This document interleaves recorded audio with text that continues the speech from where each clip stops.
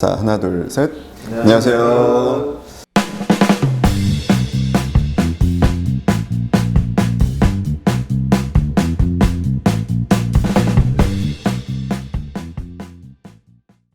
안녕하세요. 어쩌다 톡 세 번째 시간입니다.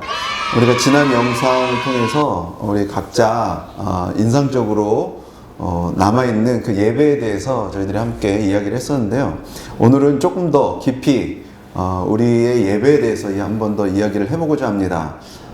과연 우리는 이 코로나 시대에 올바른 예배를 드리고 있는지, 또 우리 과거의 어떤 예배와 또 필요하다면 본질적인 예배, 또 미래 예배, 이 모든 것들을 한번 이야기해 보면서 과연 어떤 것이 올바른 예배인지를 한번 우리가 이야기해 보는 그런 시간을 갖도록 하겠습니다. 먼저 우리 한국교회의 예배를 이야기를 하자면은 좀 옛날 얘기를 먼저 안 할 수가 없는데요. 제 기억으로는 이제 아마 90년대를 들어서면서 그 찬양과 경배라는 새로운 물결이 한국교회 이제 불어왔던 것 같습니다. 그래서 제 기억에는 이제 온누리교회 그 경배와 찬양단인가요?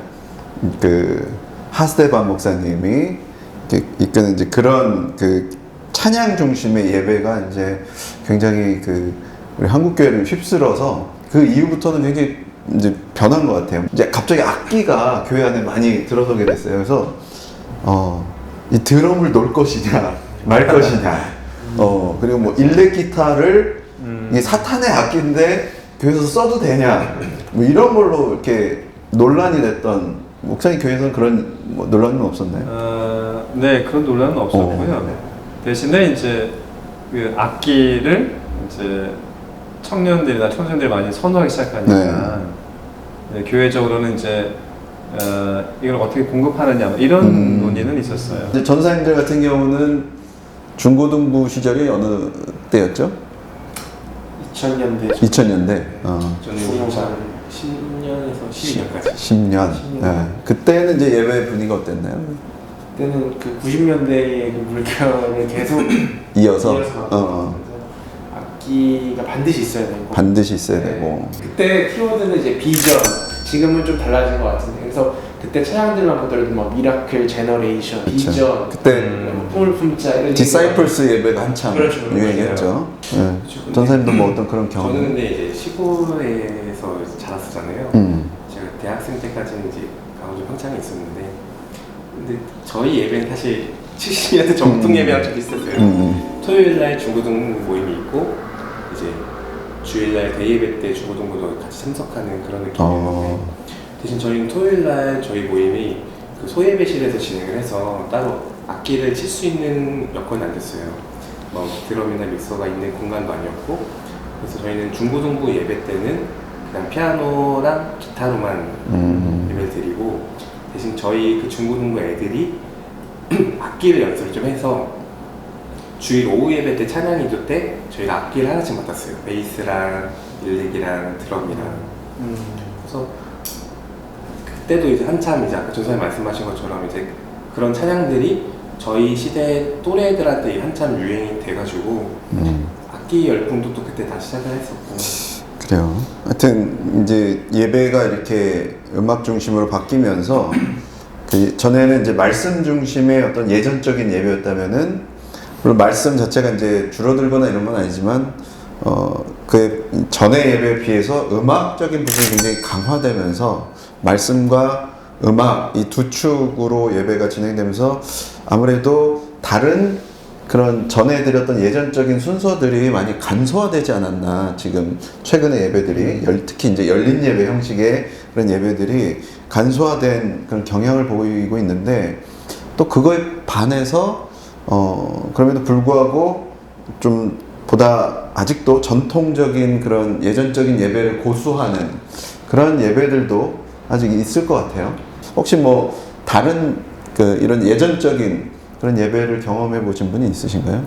네, 저는 뭐 개신교회 안에서도 뭐 루터교회나 성공회나 기타 소위 이제 전례를 중시하는 교회들에서는 그런 것들을 경험했고, 뭐 학교 다닐 때 정교회라든지 아까 말씀하신 카톨릭이라든지 정말 예전을 중심으로 하는 그런 교회들에 가서도 예전을 좀 경험해 본 적이 있습니다. 저도 이제 간단히 경험을 말씀드리자면 전에 드리던 그 사역하던 교회에서 저녁 예배가 갑자기 어떻게 취소가 돼가지고 뭐 할까 하다가 그 앞에 저희 교회 앞에 성당이 큰 성당이 하나 있어서 사람들이 7시 되는데 우르르 들어가더라고요. 그래서 나도 한번 가봐야겠다 한번 하고 한번 경험 삼아 한번 들어가 봤습니다. 그 미사를 한번 이제 본의 아니게 참석하게 됐는데 난생 처음. 근데 일단 처음 놀랐던 것은 저희랑 똑같이 CCM을 부르더라고요. 근데 이제 확실히 차이 나는 것은 확실히 그런 예전적인 그런 부분들이 굉장히 그 다양하고 좀 강력하다고 그럴까요? 그리고 그거에 참여하시는 그런 분위기들, 그 성도님들의 분위기들이 굉장히 일사불란하게 그런 예전에 이렇게 최적화되어 있는 어떤 그런 모습들을 보면서 또 굉장히 새로운 경험을 하게 되었습니다.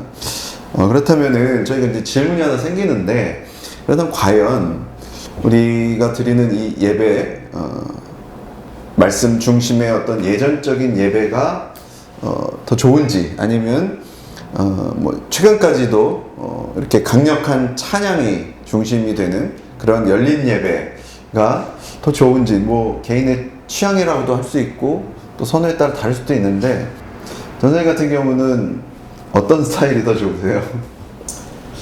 저는 아무래도 여기 중에서 신세대이기 때문에 신세기 때문에 나름의 이제 경배한 찬양. 전사님 같은 경우는 최근에는 모르겠습니다. 나이가 70대까지 결혼도 하고 아니라는 질문을 잘 들어옵니다. 저는 뭔가 좀 요즘에 예전적인 것들이 좀 더 끌리고. 우선 과연 그렇다면 어떤 게 올바른 예배일지, 뭐 이거를 단순 비교한다는 건 뭐 이렇게 잘못된 비교일 수도 있겠지만, 과연 우리가 예배에서 어떤 것을 지향해야 되고 어떤 것을 중점으로 둬야 될지 한번 좀 정리를 해주시죠.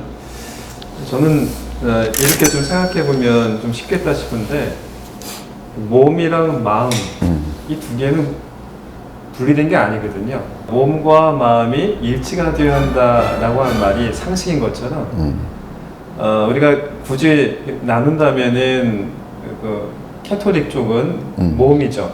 예전 중심에. 그러니까 몸을 많이 쓰고 또 이런 형식에 갖추어진 예배라고 한다면은 개신교 예배는 몸보다는 마음에 집중하는 거죠. 그러니까 하나님 말씀을 위주로 하는 그런 예배 형태로 이제 좀 이렇게 발전해 나간 것인데, 전 양 극단 다 안 좋은 거라고 생각해요. 오히려 몸과 마음이 일치하는 것처럼 예전도 있어야 되는 것이고 그 안에 또 하나님 말씀도 있어야 되는, 이 두 개가 균형이 잡혀지는 것이 가장 이상적인 예배다. 근데 단순히 이렇게 비교하는 것 외에도 또 하나 소위 예배의 본질이라고 하는 것을 놓치면 안 될 것 같아요. 그러니까 예배의 본질이란 역시 두 차원으로 이해할 수가 있는데, 하나님은 당연히 경배받으시기 합당하신 분이시거든요. 우린 그분의 피조물이고, 당연히 피조물은 하나님 앞에 경외 드려야 되는 거거든요. 그러니까 수직적인 차원에서는 우리가 정말 하나님 앞에 전적으로 엎어지는 거죠. 그러니까 전적인 순종과 순복이 있어야 되는 거예요. 그러나 반면에 또 예배는 하나님께서 주시는 그 은혜를 누리는 장소거든요. 그러니까 이 안에 자유함이 있고 또 자유함 속에서 부르는 찬양과 기쁨이 있어야 되는, 그러니까 이러한 것이 예전 중심이냐 말씀 중심이냐, 혹은 위를 향한 예배냐 아니면 그냥 우리만을 위한 예배, 이런 논쟁을 다 종식할 수 있는 그런 균형 잡힌 예배의 모습이 아닐까. 그러니까 예배는 하나님을 향한 곳이어야 되면서 동시에 하나님의 은혜 안에서 함께 모인 사람들이 그 기쁨을 나누고 공유하는 자리, 이것이 가장 이상적인 예배의 모습이 아닐까 싶어요.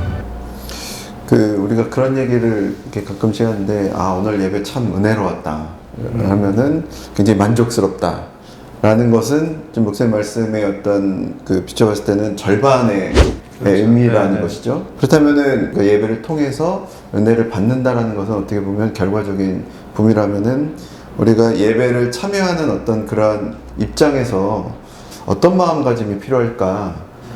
대부분의 성도님들은, 뭐 저도 옛날에 그랬지만, 예배를 통해서 좀 은혜를 많이 받았으면 좋겠다라는 사실 이런 마음을 가지고 대부분 오는 것 같은데, 조금 더 본질적으로 어떤 마음으로 우리가 예배에 먼저 들어와야 될까요?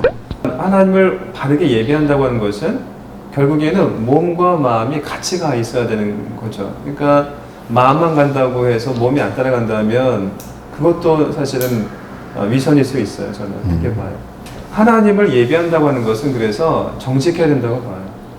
그러니까 그냥 나 하나님 잘 믿고 따르면 되지 이게 아니라 당연히 그러면 하나님은 경외의 대상, 경배의 대상이니까 내가 마음과 몸으로 하나님 앞에 나를 복종시키는 거예요. 그러니까 내 몸이 가야 되는 것이고 거기에 마음이 실려져야 되는 것이죠. 그러면 그 안에서 하나님과의 교제도 이루어지지만은 그 하나님과 교제 가운데 주시는 은혜가 있고 기쁨이 있고 그것이 우리를 다시 살리는 생명의 역사, 생명의 어떤 말씀의 그 충만함이 또 우리 가운데 있으면 소위 은혜 받았다가 되는 거죠. 은혜 받는 것만 목적으로 예배하는 진짜 목사님 말씀처럼 단종인 것이고 내 몸과 내 마음을 하나님 앞에 드린다. 나를 복종시킨다. 주님을 경외한다. 이런 마음을 가면 그때 얻어지는 그 선물이 은혜 받음인 것이죠. 네, 목사님께서 정리를 잘 해주셨는데요. 그 최근에 들어서 우리가 온라인 예배를 이제 드리게 되면서 나오는 어떤 그 문제라고 할까요? 그게 뭐냐면은 저희들이 이제 온라인 예배가 생중계가 됩니다. 그런데 그 거기에 이제 접속자 수가 이렇게 기록이 되죠. 접속자 수가 기록이 되는데 그 접속자 수가 제일 그 소위 말해서 피크를 칠 때가 주로 어느 순서죠? 목사님 말씀하신 말씀, 네, 목사님 말씀 시작하실 때. 아마 이제 목사님 설교 말씀을 하실 때 뭐 당연히 이제 예배의 가장 중심이 말씀이기 때문에 설교 말씀하실 때 그 접속자 수가 최고치를 하다가 또는 그 말씀이 끝나거나 또 시작하기 전에는 이게 많이 줄어드는 경향이 있는데 이런 질문을 할 수가 있습니다. 내가 너무 바쁘다면 좀 예배의 다른 순서는 좀 생략하고 그냥 말씀만 듣는 거 이거 괜찮을까요? 네?